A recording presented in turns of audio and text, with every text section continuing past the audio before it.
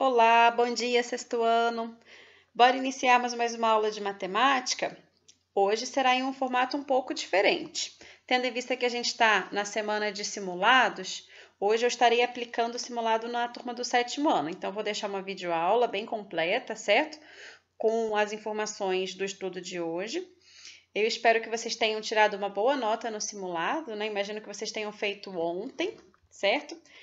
E aí, como vocês podem acompanhar aqui na tela, para vocês se situarem, ainda mais depois de uma semaninha de feriado, né? Segunda não teve aula, ó que beleza.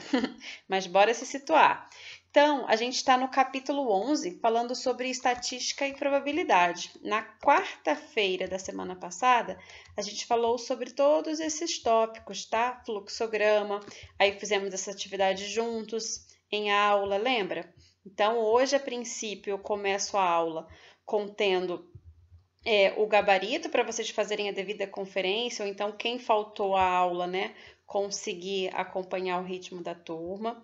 Aí falamos sobre análise de tabelas e gráficos que são essenciais, né, nesse estudo de estatística e probabilidade. Falamos sobre as diferenças e dos tipos de gráfico, certo? De barras, em linhas, gráfico de pizza e sempre tabelas ou gráficos é de suma importância que tenham um título para você saber do que se trata essas informações e é essencial também que tenha uma fonte, uma referência bibliográfica para você verificar, né, se de fato é confiável essas informações que estão aqui constando, certo?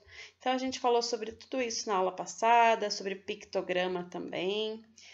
E agora vamos verificar as atividades que eu deixei como tarefinha. Então, vão pausando o vídeo e vão fazendo a devida conferência. Essas atividades são bem tranquilas, porque são análise e interpretação de gráfico ou tabelas. Você verifica aqui os dados, né? E transcreve na sua resposta. Não é difícil, ok? Tendo em vista também que esse bimestre está bem corrido, na aula de hoje a gente já vai encerrar esse capítulo 11, certo? Então, eu vou abordar aqui nessa aula mais 3 tópicos para a gente estar concluindo o estudo sobre estatística e probabilidade, ok? Então, tá aí as respostas. E vamos para o tópico da aula inicial de hoje, coleta e organização de dados. Bem tranquilo. O nosso estudo, ele se inicia na página 155. Vamos acompanhar a leitura. A turma do sexto ano B fez uma eleição para escolher o representante de sala. Os candidatos eram Daniela, Leonardo, Lucas e Milena. Ou seja, eu tinha 4 candidatos e possíveis representantes, certo? Então, eles organizaram os dados da votação em uma tabela, como você pode acompanhar aqui no quadro, tá? Para isso, contaram os votos de cada candidato, escolheram um título e indicaram a fonte. Lembra da importância em uma tabela? Conter o título e a fonte, a referência bibliográfica. Nesse caso, né, nada mais é do que os próprios alunos do sexto ano, mas esse dado deve conter aqui. Aí cada um dos integrantes da turma votou, certo? E aí como você pode acompanhar, quem teve mais votos? Leonardo, tá? Então, para ilustrar o resultado da eleição, o professor pediu aos alunos que construíssem um gráfico. Observe os gráficos construídos por 3 alunos. Márcio usou uma malha quadriculada, considerando cada quadradinho da malha quadriculada um voto. Então, olha como esse aluno fez a representação, né? Bem interessante. Ele fez aqui, né, um gráfico utilizando a malha quadriculada, bem interessante. Colocou cores diferentes para diferenciar essa quantidade de votos. Mas veja como esse aluno já fez a construção. No caso, Vanessa usou uma régua e marcou 0,5 centímetros para cada 2 votos no eixo vertical. Então, aqui, olha, eu tenho uma informação de gráfico em linha horizontal e aqui, gráfico tendo em vista, né, o eixo vertical para representar a quantidade de votos, certo? E olha esse outro gráfico. Camila construiu um gráfico de setores dividindo o círculo em 8 partes iguais Cada uma dessas partes representa 4 votos, tá? E aí, novamente, tem que ter uma legenda quando se trata-se de um gráfico em pizza, tá? Fonte sempre, também título, ok? Poderíamos representar os resultados dessa eleição, por exemplo, em um quadro no qual os votos são indicados um a um, ou então em uma tabela, ou em diferentes tipos de gráfico. Poderíamos também compor um texto informando a quantidade de votos recebidos por candidato. Dependendo da maneira como apresentamos as informações, elas podem ser interpretadas mais facilmente. Nesse caso, observando os gráficos construídos por Márcio, Vanessa e Camila, é fácil perceber que Leonardo foi eleito como representante da sala com um total de 12 votos. Bem interessante, né, turma? Então, tem algumas atividades com relação a esse tópico para vocês realizarem, certo? E bora falar agora sobre média aritmética.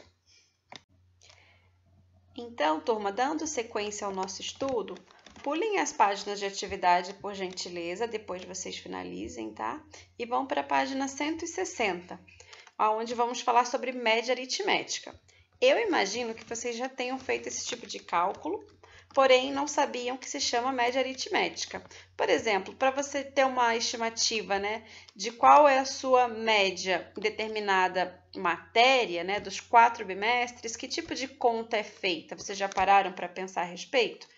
Então, normalmente, o que você faz para você ver se atingiu, né, a média? Você soma todas as notas e depois divide por 4. Tendo em vista que são 4 notas, pois são 4 bimestres, né? Então, vamos acompanhar a leitura e entender melhor como esse cálculo é feito. Uma importante informação que podemos obter de um conjunto de dados é a média aritmética, ou simplesmente média. Em alguns casos, ela caracteriza o conjunto de dados. Observe as notas de 2 alunos do 6º ano em 4 provas de matemática. Então, eu tenho um comparativo das notas entre Marcelo e Gustavo. Então, no primeiro bimestre, no segundo, no terceiro e no 4º, todas, né, com relação às provas de matemática, certo? Aí vem a perguntinha: quem obteve a maior média aritmética das notas? Como eu faço esse cálculo, né?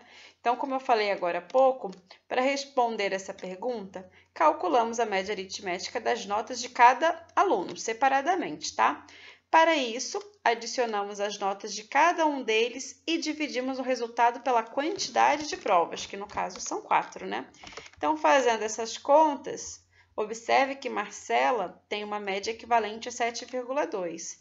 Já Gustavo tem uma média equivalente a 7,3. Olha, um detalhe importante é que essas médias estão em números decimais. Então, primeiramente, você soma tudo, né?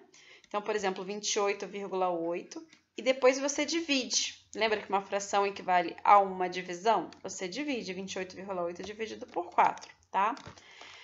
Então, olha, embora a Marcela tenha obtido notas maiores nas provas 1, 2 e 4, a média aritmética de suas notas é menor do que a média aritmética das notas de Gustavo.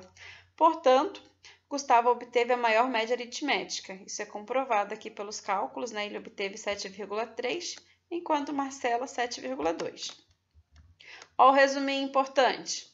A média aritmética é calculada adicionando os valores e dividindo o resultado pela quantidade de valores adicionados. Por exemplo, a média aritmética de 8, 5 e 11 você soma todos esses valores e divide por 3, tendo em vista que são 3 números, né, que foram acrescentados aqui nessa soma. Depois que você somou, você divide por 3. Nesse caso, encontra a resposta igual a 8, tá bom? Essa parte aqui é uma resposta pessoal, a gente pula, ok? E assim como vocês precisaram fazer as atividades sobre coleta de dados, vocês vão ter que fazer também as atividades sobre esse capítulo, ok? Capítulo não, perdão, sobre esse tópico, média aritmética. Agora, vamos falar sobre probabilidade.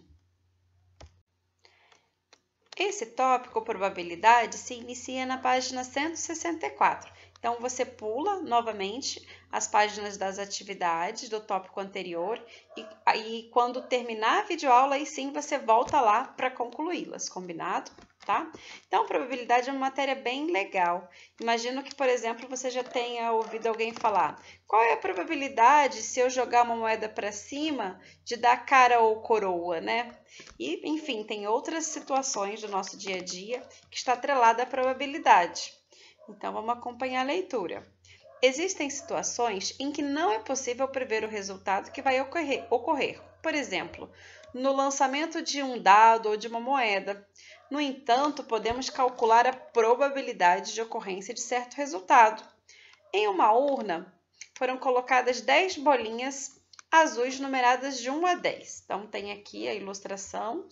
E aí vem a perguntinha: qual é a probabilidade de sortear da urna uma bolinha cujo número é par? Então, a gente sabe que há 10 resultados possíveis, porque você colocou ali na urna, né, 10 bolinhas, certo? Mas dentro dessas 10 possíveis respostas, quais são de fato um número par, né? Então, como você sabe, os números pares são 2, 4, 6, 8 e 10. Então, tem apenas 5 bolinhas com numeração par, ou seja, há 5 resultados favoráveis, certo? Que é o 2, 4, 6, 8 e 10. Dizemos que a probabilidade de sortear uma bolinha com numeração par é 5 em 10. Então, a probabilidade, turma, também é dada na forma de fração. Em cima da fração, você vai colocar a quantidade associada aos resultados favoráveis.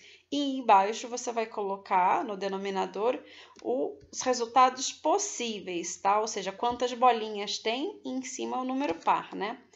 Aí vem o resuminho. Ó, os possíveis resultados que podem ser obtidos são as possibilidades e a medida de chance de cada uma delas ocorrer é a probabilidade.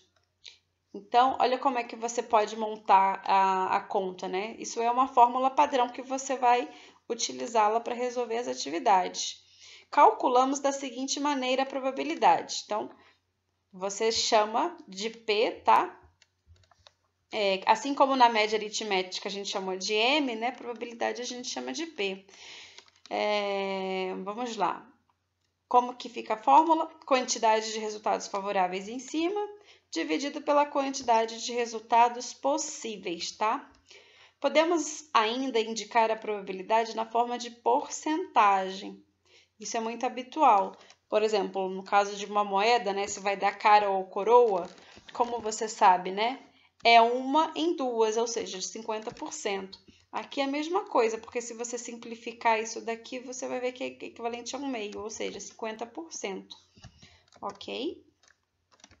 Vamos ver mais uns exemplos? Ó, agora, considere que nessa mesma urna foram incluídas mais 5 bolinhas alaranjadas, numeradas como 1, 3, 5, 7, 9. Perguntinha: qual é a probabilidade de sortear uma bolinha cujo número seja ímpar e menor do que 7? Então, agora a gente tem quantos resultados possíveis? 15, porque a gente incluiu mais 5 bolinhas, certo? Mas quais são os possíveis resultados favoráveis, né?